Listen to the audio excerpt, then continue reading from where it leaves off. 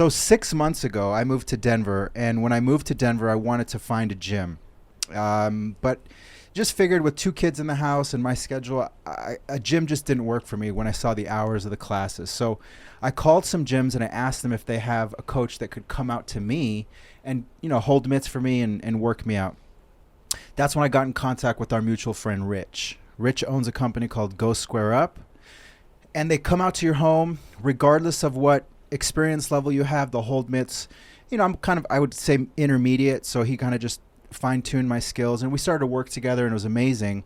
And a few months into that relationship, Rich, who's a professional fighter as well, invited me to watch some sparring at his professional fight team. Now, the professional fight team is called Elevation Fight Team, and Elias Rodriguez here, our guest, is part of that fight team. So I didn't know Elias when I went to this spar session. It was a Friday at 1. So Rich invites me to the spar session. I'm excited. I'm going to see world-class sparring. I'm a huge MMA fan. So I show up to sparring. Sparring, as I mentioned, starts at 1. I show up about 12:45. I walk into the gym. The gym is completely closed down except for the professional fighters. So mind you, here I am, just moved to this new city. I am a huge MMA fan. I open the door. First person I see, Trevor Whitman and Justin Gaethje wrapping up. I'm a little starstruck, as you can imagine. Next person I see, Pat Barry, Rose Najamujunas. It looks like they had just finished sparring. And then one of my favorite fighters at the time still is Cory Sandhagen as well. And then I see Rich, and Rich kind of says, what's up? He's wrapping up. And then sparring starts. And here I am in this world-class gym watching the best sparring of all time. Gaethje was, I think, in the middle. He was probably a few weeks out from the Oliveira fight. So I sit down. There's maybe 3 or 4 other people, and 2 of those people are Rose Najamujunas and Pat Barry, and the rest is just maybe, I don't know how many guys you guys have, maybe 15, 16 people sparring. So the first 15 minutes, I'm just locked in on Gaethje and Cory. And I'm like, holy shit, these guys are fighting. This is like a pay-per-view right here in front of me. So I was enjoying myself more than you can imagine. But then I was like, let me see some of these other fighters. So I just kind of gravitate towards watching some of the other rounds. And then I see you. I see you doing some work. And I'm like, holy fuck, who is this little ninja? Darting in and out, jabbing, getting out of range, just landing a low kick, changing levels, takedown, fucking wild jiu-jitsu. And I say, fuck Justin Gaethje, fuck Cory Sandhagen, who is this kid? And fast forward, the sparring ends. Again, Rich comes up to me. He's like, hey, I want to introduce you to somebody. He brings you over. And, you don't know what to expect from fighters, right? You could be a fucking killer, or what you were, which was the sweetest kid that came up to me. Hey, Parson, nice to meet you. What's going on? I'm Elias. And I was like, holy shit, this, he's a good kid too. And so you and I should say, started kind of chopping it up. And fast forward, you are part of Go Square Up as well. So Rich ended up breaking his hand. I think, what was this story? So he actually punched his brother in the head too hard and broke his wrist off his brother's head. Yeah, his brother got a hard head. I would know. Yes. So you came out when he broke his arm. Actually, his brother came out as well and started holding mitts for me. And that's when you and I started to develop a relationship. And our relationship started to grow. You come out, hold mitts, and I love the way you hold mitts for me because it's the way that you fight. And every person who holds mitts for me kind of shows me a different look. And when I was your age, 2021, I was one of the quicker, fast twitch muscle. So I gravitated towards you because that's kind of how you fight as well. And then you told me that you have a fight coming up. And I think at that time you were like 3-4 weeks out. And you just were so confident. I'm like, fuck, this is sick. I'm going to see, this kid actually fight and compete. So I offered to sponsor you. So you threw my logo on your shorts. And then I went out and I watched you fight. And fucking spectacular performance. I actually just watched that fight back yesterday. Although I watched it live, watching it back last night. I mean, I think you got touched once, like one stiff jab. Yeah. And it was just a flawless performance other than that, maybe that one jab, which you landed at the same time that he landed. And then there's this badass picture of you in mount teeing off on him with my logo on the shorts. We'll throw that up on the screen right now.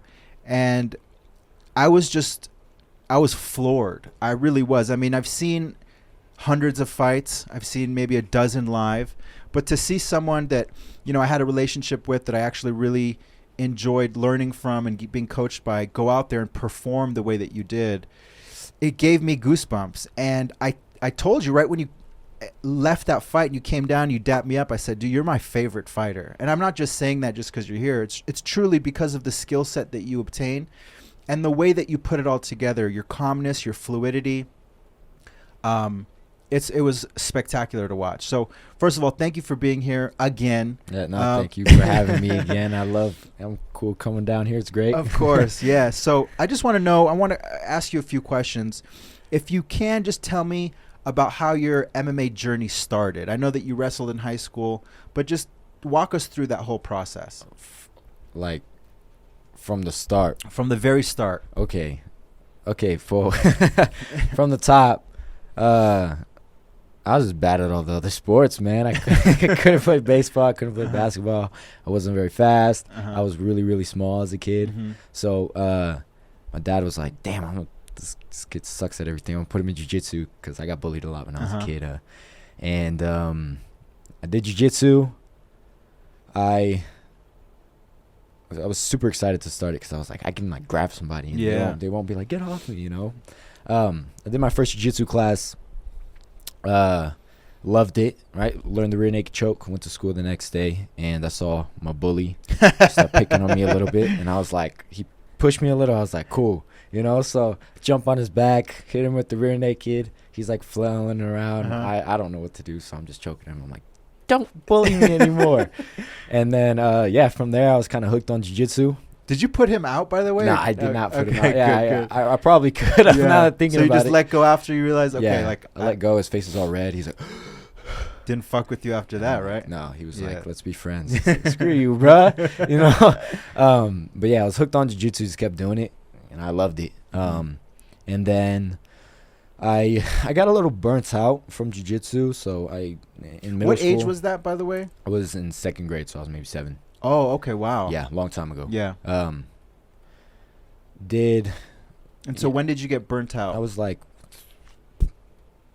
10, maybe 10 or 11. You had 3 solid years. How often were you going into class? Every single day. Every day. So what belt were you at that time? I was only yellow belt. Yeah. Okay. My gym. The thing that I loved about jiu-jitsu was like it wasn't like karate where they didn't just give you belts because you had to earn them. Right? Yeah. Like I had to go in and on a Sunday and like show all the techniques, and I was like, man, this is a big deal. It felt like a big deal. Yeah. But I got a little burnt out when I was around 10 or 11. I did like regular middle school sports like basketball, football, soccer, you name it, all of them. And then I decided to try wrestling, and honestly, I didn't really like wrestling, but I was good at it. Yeah. And I liked being good at something. So I stuck with wrestling, kept doing it, did it into high school. I started doing jiu-jitsu at high altitude in high school. So my freshman year, and then my freshman year, I went to high altitude too. So if I wasn't doing wrestling, I was doing jiu-jitsu. Okay. So once I started doing jiu-jitsu, I stopped wrestling. And then I started competing more in jiu-jitsu. Realistically, I hated competing. Why? It's just scary, competition when I was younger was just it was scary mentally. Like I didn't like losing, and I was terrified of losing, because it made me feel like I wasn't good at something. If I'm not good at something, then why am I doing it? Right. It's not fun, and I've kind of gotten over that in my previous fights. Like my first MMA fights when I really like kind of clicked, and Cory helped me with that. We can talk about later, but so I started doing some competitions. We're like with them. I started doing kickboxing really in 2019. Okay. That's when I didn't go to state for wrestling, so I was like, screw grappling. I'm not doing no jiu-jitsu. I'm not doing wrestling. I'm striking. Yeah, I'm a striker now, and I was ass. But it just kept working. It was a lot of fun. 2020 had my first kickboxing fight, and then 2021 first MMA fight. So sweet, man. So I think that it's important that you went through those competition early on, because that just adds to your experience. And experience in anything is super important, but I think in fighting it is crucial, because that octagon experience, or just the experience of competition, whether you win or lose, just feeling that over and over again, you don't forget that. And then ultimately, when you do get to that high level of competition where you're fighting maybe for a belt, all those little intricacies of those competitions that you experienced will spill over, and they're very important. So I think it's great that you started at such an early age, not just to build the skill set, but to get in the routine of competing. And now when you fight, I didn't sense any nerves from you going to that fight. I mean, you fucking oozing confidence. And the guy that you were fighting wasn't a slouch. He's a great fighter as well. He's got a wrestling base. But I think just the confidence that you have probably stems from that, your training, and also, and we can talk about it now, but your corner. I mean, to have Cory Sandhagen and Christian in your corner for all of your fights and to train with them day in and out is so valuable. I equate it to my job having like a really good mentor, which I had. I had a Harvard MBA finance guy who took me under his wing. And for 10 years, I mean, day in, day out, it was just kind of me and him. We'd run meetings together, and that was huge in developing my skill set as for my profession. Talk about how it is having him in your corner. Yeah. So it's great. You know, I could not ask for a better corner. Cory, or like people to just help me with my career. You know, like they've been in the game for a long time. Cory, you know, put me under my wing, and I'm sure you just said from firsthand experience, like having somebody that caliber helping you out when you don't know anything, and like investing time in you, just first it feels good. It makes you want to work harder. You know, because you're like, man, this guy's really helping me out. He's making investments in me. I'm gonna, you know, pay him back. I'm gonna give him some return. So, I met Christian first. I did jiu-jitsu with Christian first, and I did like strength class here and there with Cory, but I was kind of just messing around. I didn't really do it. And then I started training with Cory a lot, and he just really, like, my game just excelled immediately.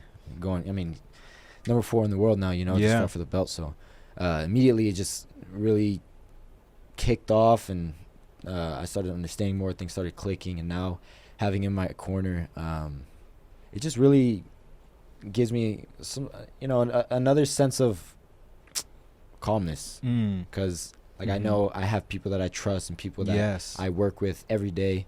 So yeah, it's really great having him in my corner. You know, and it's so cool. You know, I consider myself a diehard MMA fan since probably 2015. I know my friends who are watching this will shoot the shit, will talk shit on me because I was 2015 and they were like 2010.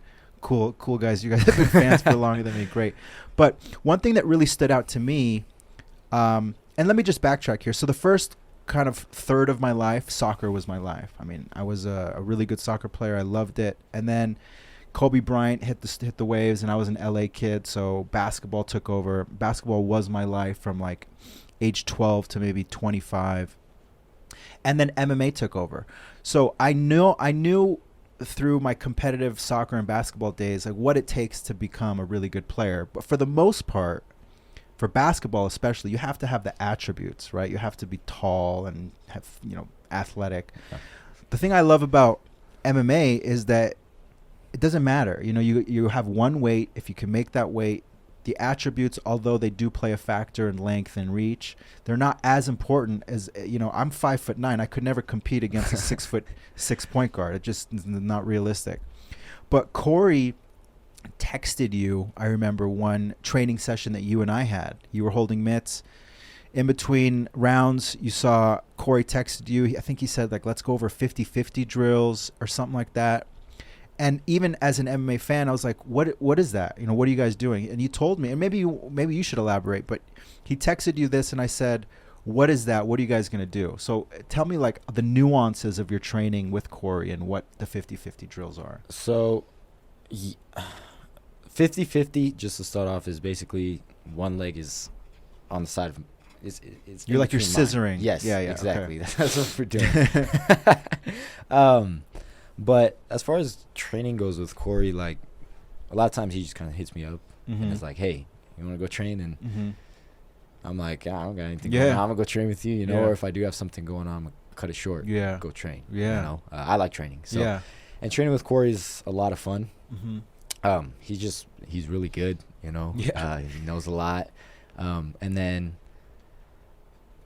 obviously I respect his opinions and whatever, and then it's cool because we can like figure stuff out. Like if we're striking, we're like, oh, what about this? And then he kind of builds off, what about that, and what about this? And same thing in 150-50. Like we'll do these drills, we'll drill things, and then we'll kind of do it live. We're not trying to kill each other, but I'm giving him a realistic look, or he's giving me a realistic look, and then we kind of stop in a position and are like, how do I work out of this? And it makes training fun because I can consistently have some sort of creative, like I can be creative and I can like do my craft, and he can do the same. And I think that stems from his coach Christian, because Christian's like super creative, makes stuff up on the fly. It works, you know. I do it in sparring. I'm like, this works. This works, you know. He's a ninja too. So having Christian and then having Cory, they're with how creative they are. It just makes drilling like it's not just reps like mindless reps. It's creative thinking, you know, cognitive awareness. I noticed that creativity in your fighting style, because a lot of fighters, and I'm guilty of it too, and the limited sparring that I have is like when you're not I think it's just from not being in a flow state or not being comfortable in your skill set. You just kind of you work the 1-2, you shell up. But when you're flowy and you're creative, your art is beautiful to watch. And that's why I say, you know, you and Cory and Izzy, like the strikers that have a flow to their game, I think it's really beautiful. I want to ask you, so now that you're 3-0, you've had performance after performance that have been great. I'm assuming it's tough to find fights, especially at the amateur level, because in my opinion, you're not an amateur. You're pro level. So you're just fucking up all these amateurs. Probably no one wants to fight you. Are you having issues getting fights? Yeah, I would say I have some issues getting fights. It's either they say no, or they're like some, you know, D1 All-American college wrestler that is having his first MMA fight, and I'm like, that's not a smart. That's UFC fight, you know. I might as well just do that in the UFC. So yeah, it's kind of difficult, but you know, trust the process. I'll get them. You know, obviously I have gotten them. It's a little tough, but I'll get them. I just keep training. I do like fighting though, so I hope I get them soon. So you're 21 years old. You know, safe to say you have 15 more years in this sport. What do you want the next couple years to look like before you go pro, before you enter the UFC? If you were to curate your own career, what does that look like? How many more fights before you go pro? And then once you're pro, how many do you think you'll need to get into the UFC? And I'm assuming that's your ultimate goal, right? Get it? Yeah, of course. Okay. Well, not the ultimate goal. The belt. Yeah. The belt, world championship. I want the strap. The strap, there you go. So short term, going pro, honestly, I don't know. I'd like to go pro next year maybe, you know. But I don't know. I just gotta keep fighting and see where things go. Like even in my last fight, it was a good performance, but there's still a lot of stuff that if I was going against like a real pro guy, I probably could have been in positions where I got beat up a little bit, you know. So, and that guy was really good, you know. So I'd like to go pro next year, maybe have like 2 or 3 more fights. I honestly really trust Cory and Christian's opinion, so I'll talk to them first before I even make any sort of decision like that. And then I want to make it in the UFC. Like that's just the tip of the iceberg, you know. Like I want to make it there, and then I want to excel and just win, beat the hell out of everybody, you know. Get to the top. Like I want people to see me and be like, oh, that guy's a true, like he's a martial artist. He's not just a striker. He's not just a wrestler. He's not just like, I want them to know, like kind of what Cory says, like I want them to see martial arts, and like I want to put on performances, because that's what it is. It's a performance. Like I'm there to perform, you know. Absolutely. Take home hits. I can't wait to watch you perform again. Hopefully it'll be local, but I'm assuming you may have to travel. Hopefully it's local so I can come take a look. I have nothing but great things to say about you. You have a very bright future. You're a great athlete. You've got a great head on your shoulders. You've got a great family. I've seen you with your brothers and sisters and your parents. So I just want to say thank you so much for coming, joining the podcast, and I cannot wait to see what you do in your future career. Yeah, of course. Thanks for having me again, man. Thank you, buddy. All right, my man. We'll see ya. Take care.